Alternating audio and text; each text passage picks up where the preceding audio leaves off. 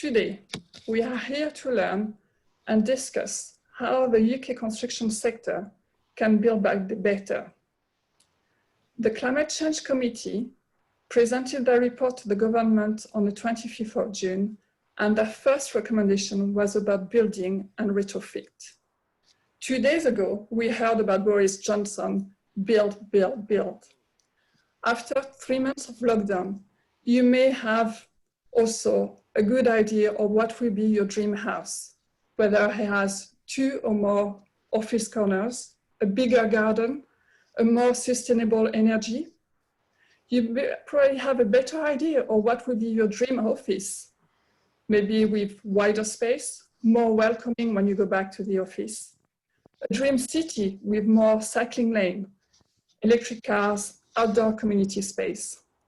So now it's really time to listen to our speakers.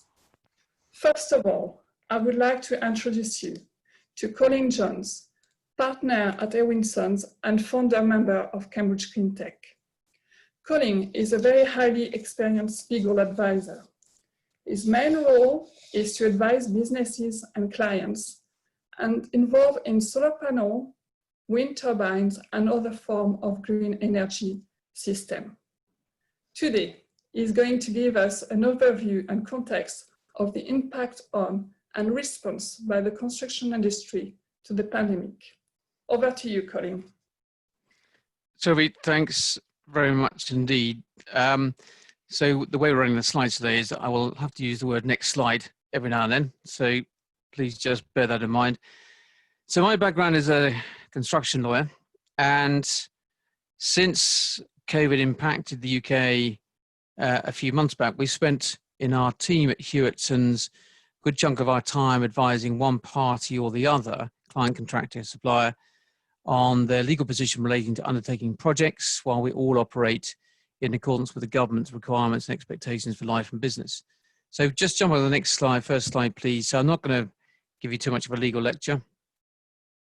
Background position legally, government introduced an act, the Coronavirus Act, 2020, and that gave ability to effectively to issue regulations, and those regulations define the governing principles for how life and business was to go forward. Some businesses effectively closed down, some had their operations heavily restricted, all with the aim of supporting the policy of managing the pandemic and the spread of the virus. So these restrictions apply differently, for example, to restaurants and theatres and retail outlets where people would congregate. Of course, 4th of July, it's all going to change, isn't it? In a nice, orderly way, or organised way, we can imagine that. But in regard to other sorts of businesses, the requirement was generally, look, if you could do the work at home, you should work from home. By implication, construction, not being the sort of work you can do from your dining room, then that work could continue. And that principle, that construction could continue, that building sites could continue, has prevailed, subject to compliance with hygiene, welfare, and social distancing expectations. So the background legislation there, next slide, please. And then from there, you have the issue of a series of different sorts of guidance which came from the Cabinet Office. The last covering work in the open environment issued on the 11th of May. Now, of course, under review because the provisions which were based around the 2-metre rule are now all going to need to be reformed and re-looked at in light of the expectation that we can operate on a 1-metre plus basis.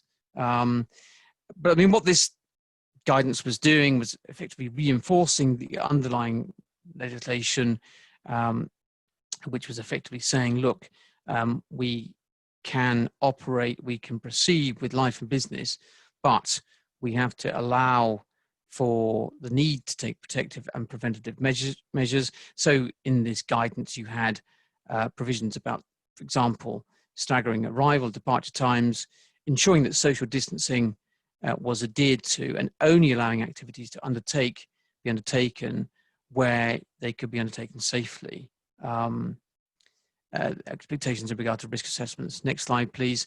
And this guidance was developed by groups such as the Construction Leadership Council, who issued a series of versions of their site operation procedure, the last of which is version 4, again, now under review in the light of the 1 meter principle. So these procedures aren't law, but effectively they gave a template for how sites could operate. Bear in mind, this is application in England. There are different provisions which apply in the other parts of the United Kingdom. But effectively get a template for how construction sites could proceed, protection for the workforce, steps to be taken to minimize the spread of virus, broadly essentially saying that if you can carry out work safely, you can proceed, but if to do so, if particular activities could only be undertaken at risk, then you had to give consideration to whether you should proceed with them. And in fact, the CLC went further to say that if you can't undertake an activity safely, you shouldn't undertake that activity at all. And so the general theme for construction was, look, it's the sort of operation that can continue, not being the sort of work you can undertake at home, but you should be conducting yourself so as to minimize risk of spread of virus and effectively to help to the general policy of alleviating care on the front line. So construction has never been closed down, and many sites have continued. Some closed, and there's going to be an awful lot of arguments at some point about whether or not people were right to discontinue or not, and there will be lots of claims for time and so on. But as Sylvie said at the beginning of this presentation, now we're seeing some semblance of a light of whatever the tunnel is. Country seeking to take itself out of lockdown, build, housing, infrastructure to be primed by the Treasury as we dig ourselves out of the extraordinary circumstances that we are all in, and the economy to be revived, because we've got to start to pay off the bills which will be racked up to pay for this exercise that we're in now. And in that regard, next slide, please, the industry has long recognized its green expectations. And so you get documentation like this, the Construction Leadership Council's Roadmap for Recovery, which was published a few weeks back, a 2-year recovery plan for the revitalization of the construction industry, with priorities including prosperity, but also decarbonisation, modernisation, and better and safer buildings. And the construction business is certainly in a very important position here, very influential position, 3 million people employed, billions of pounds of activity, including export activity. And bear in mind, we have this other little event to sort out at the end of December, which is the end of the Brexit negotiations as well. So the construction industry is going to be very influential on how the country emerges. And I think the green expectation is certainly there. And indeed, the construction industry for many years has responded to the environmental agenda with, I think, innovation and forward thinking. Next slide, please. And you see forms of construction. Next slide, please. Which recognize this. So you have principles of construction operating to models such as passive house principles, being a voluntary standard for achieving energy efficiency in buildings, which reduces a building's ecological footprint to result in ultra-low energy construction, requiring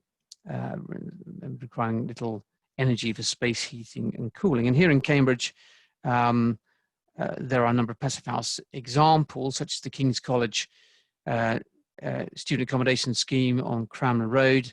For those that know it, there's the Marmalade Lane co-worker housing designed by the architects Moll, developers Tristle House, which have been completed in December 2018, which worked to passive house principles.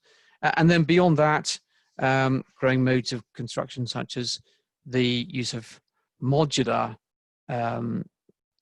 construction.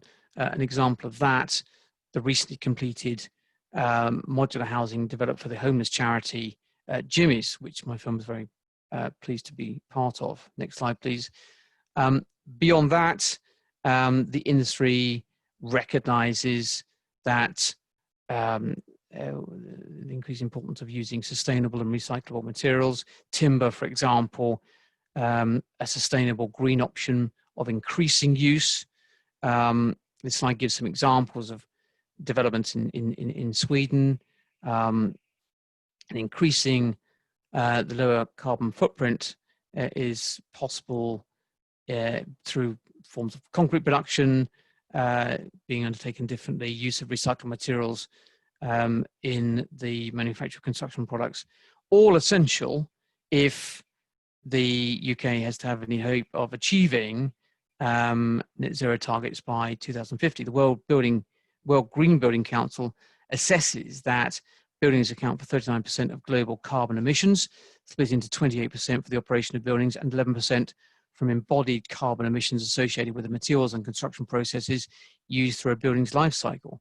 As such, every home and office that we continue to build using traditional construction materials and techniques is effectively locking in against emission targets being achieved. And the UK construction industry is recognizing the potential for engineered timber, a growing appreciation of how green tech, clean tech technologies can help to reduce carbon emissions through switching away from fossil fuels. For example, in cement line production, big companies like Tarmac, Hanson, trialing the application of hydrogen as an alternative to natural gas for lime manufacture, use of electrical plasma energy and biomass fuels, all being supported by government. Next slide, please. And a further limb of the response from construction includes the recognition that we've got an awful lot of buildings already, and consultancy WSP reported that 80% of the buildings required in 30 years' time have already been built. So 50% of the UK's carbon footprint comes from the existing built environment. So retrofit has to be part of the agenda here,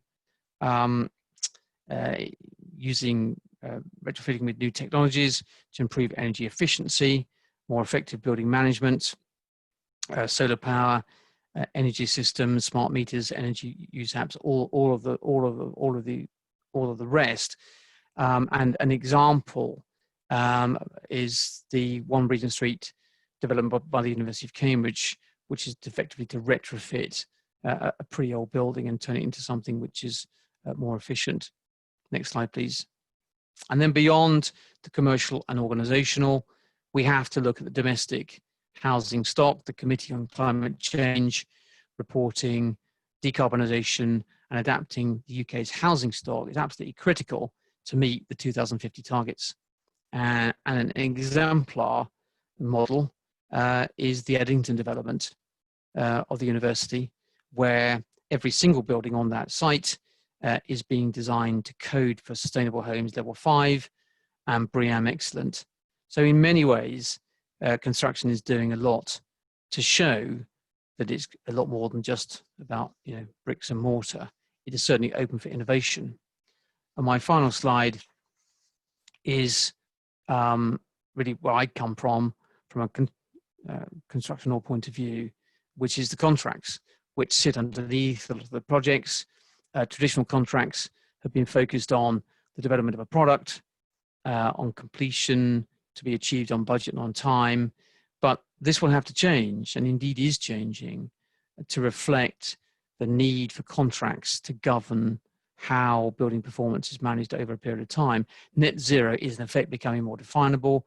Performance targets can be built in, design codes can be reflected, or will become more contractual. And the idea of building completion is going to be a lot more than when the last screw goes in. It will have to evolve to how building performs over a period of time. Thank you. That's my 10 minutes. Thank you, Colin.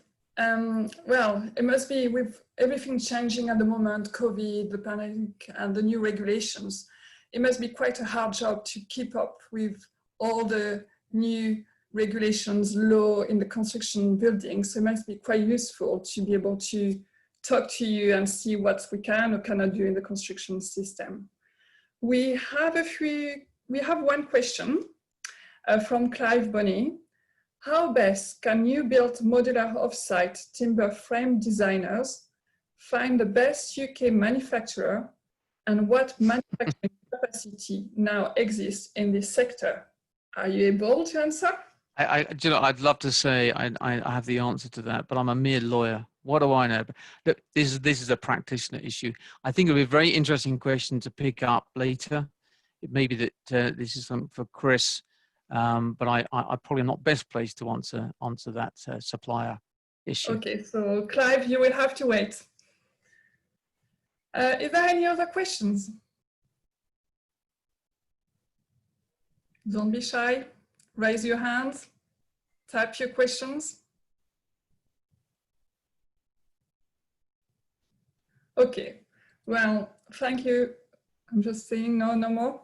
Okay, so I think people will probably use the coffee rooms, for being able to talk to you and to the speakers.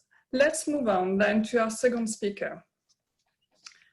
Chris Jones, Director of BCR Infinity Architect. BCR is behind quite a lot of projects and buildings in Cambridge, and you will definitely recognize some of them in Chris' presentation, whether they are commercial buildings, community projects, or research facilities. Based on his extending design experience in London and Cambridge, and his vision for a better future, Chris is going to give us an insight on designing our way to building back better. Chris, over to you. Great, thanks very much, Sylvie. And thank you, Colin, as well. That was excellent. Brilliant. Similarly to Colin, I'll rely on remote slide changes, so hopefully you can see and all hear me well. And thank you very much, Cambridge Clean Tech, for asking us to contribute, and all the attendees for joining us. I'm going to focus really on, although we do a wide plethora of buildings, I'm going to focus on R&D and labs, give you a little bit of an insight into what we try to do as sort of good, we believe, responsible architects anyway, and then how that we feel that might adapt and change, during and post-COVID and forward managing pandemics. So next slide, please. Down the side, image-based, we as Colin, like to show a few images while I'm talking away, so we'll click through them because there's quite a lot and need to contain it for 10 minutes. But down the left-hand side of the page, I'm hoping you'll see some of our sort of Cambridge classics that you'll probably know and well, that show really over the 36 years, 36 years now, we've built a huge number of projects all over the country and also in Cambridge. Many different sectors, and that makes it very exciting and challenging for us. As a practice, we were BCR architects, and then with Colin and his colleagues' help at Hewitsons, we merged with the Bury St Edmunds practice Infinity Architects and became BCR Infinity Architects a couple of years ago, and that's working really successfully. So next slide, please.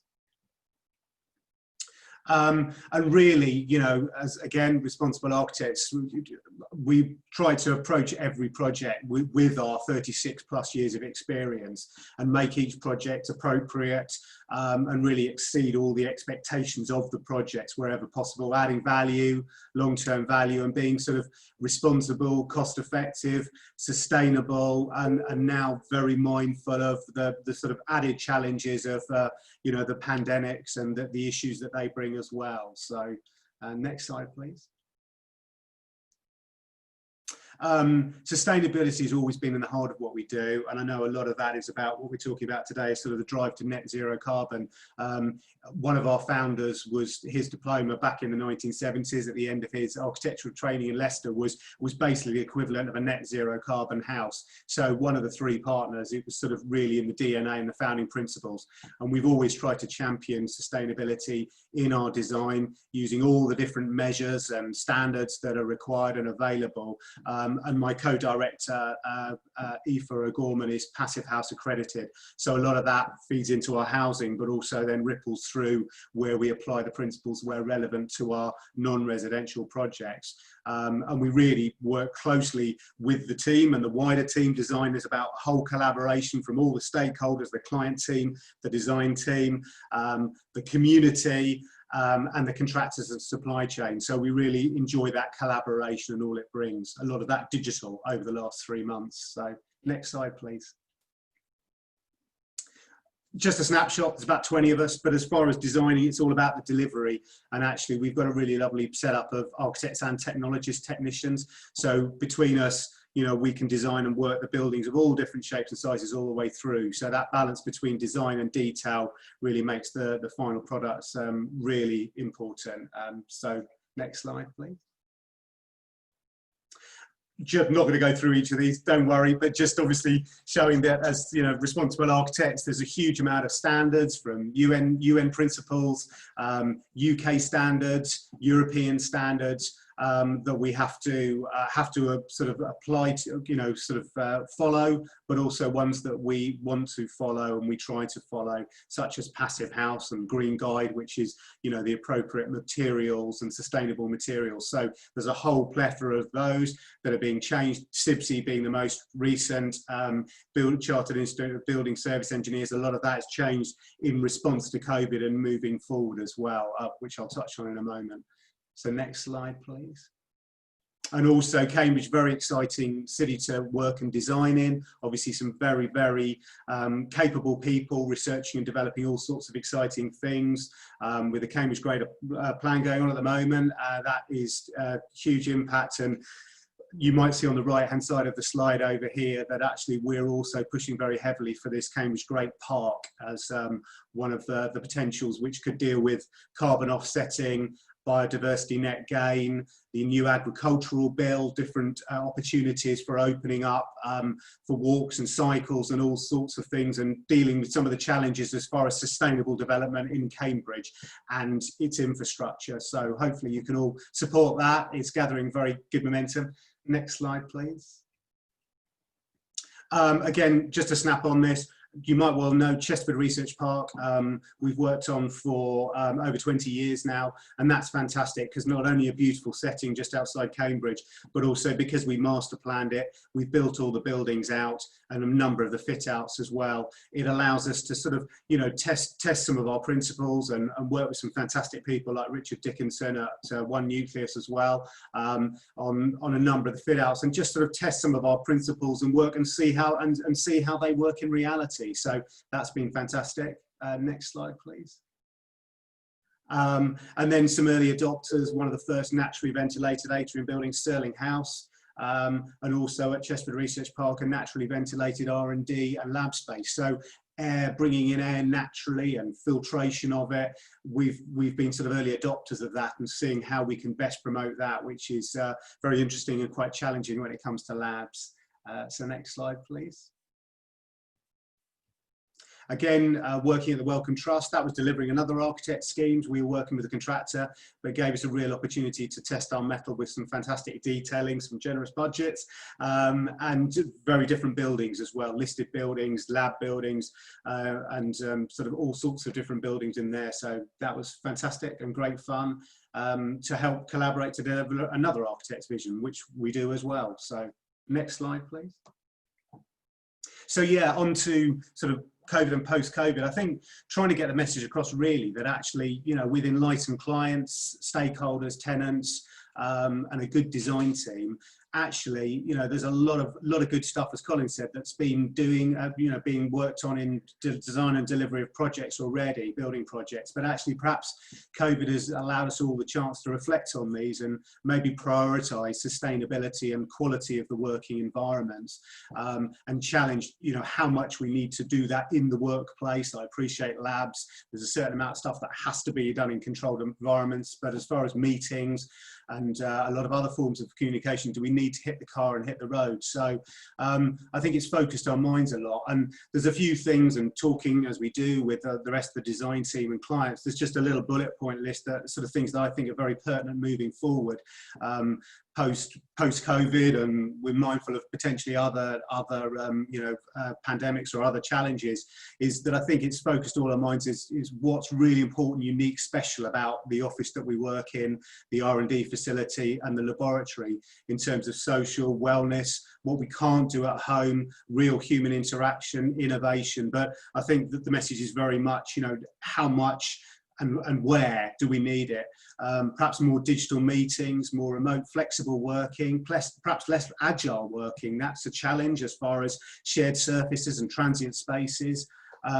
Occupation densities in offices and in laboratories, how comfortably we can get that distance and circulation, and also the quality of those spaces, with the wellness agenda, and mindful of people, keeping people productive and feeling well rewarded in a good environment. Will we have more open spaces, more circulation, more routes? Often there's about more and more density, fewer and fewer stairs. We're reviewing that a bit more, because we're often the ones banging the table saying, I think we need a bit more for flexibility, but actually it's for other reasons now, to keep that distancing and circulation.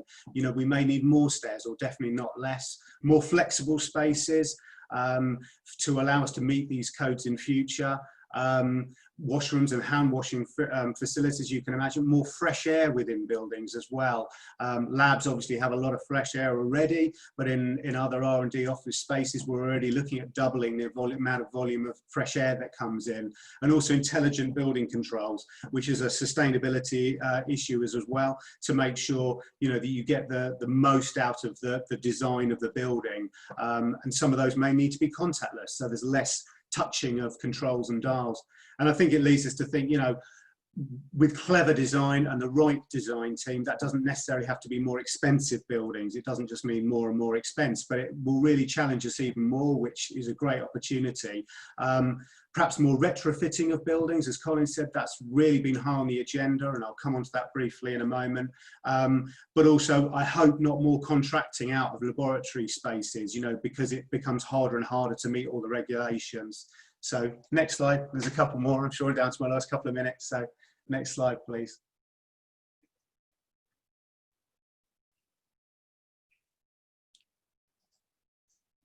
So yeah, just a very quick couple of examples. As you can imagine, as we all could, when you've worked on these projects for a few years, you could go on for them for hours, but real snapshot, retrofit of a building at Chesterford Research Park. So utilising the embodied carbon, improving the building's energy efficiency. We've basically wrapped it, so we're transforming what was an animal testing building into a R&B lab space. So by wrapping it, you transform it, you improve its thermal envelope, and then you can see there's the big ducts, good ducts for the fume cupboards, which can then go in those areas where you don't have the warren of existing structure of the building. So, and I think we're fully supporting the Architects Journal in their campaign to cut VAT to 5% for refurb, repair and maintenance of buildings, because at the moment it's the same VAT. So often people get pushed down the route of building new because it's the same VAT, but that needs to be driven down to make the financial incentive as far as the sustainable incentive for reusing buildings. And then there's just a couple more slides of a new building that we've been doing during COVID. Very simple box, but quite laid out. And this is a fabric first building. I can't tell you where it is at the moment because it's sort of top secret, but basically it's an HQ for a global company. New build, this is new build. And actually we're pushing, very enlightened client, pushing the green agenda. So it'll be lean, green and clean, very flexible for them and for future tenants and how they operate with their research and development. And we're really pushing things as far as making sure the tenants involved in the journey and getting the most out of the building with sort of soft landings and training. And then the last slide, just to show that because it's quite a rational, efficient, flexible space, doesn't mean that it doesn't have to be attractive and a great place to work in. So I hope you agree. Thank you very much. And yeah, we look forward to our next R&D and lab project, maybe with some of yourselves. So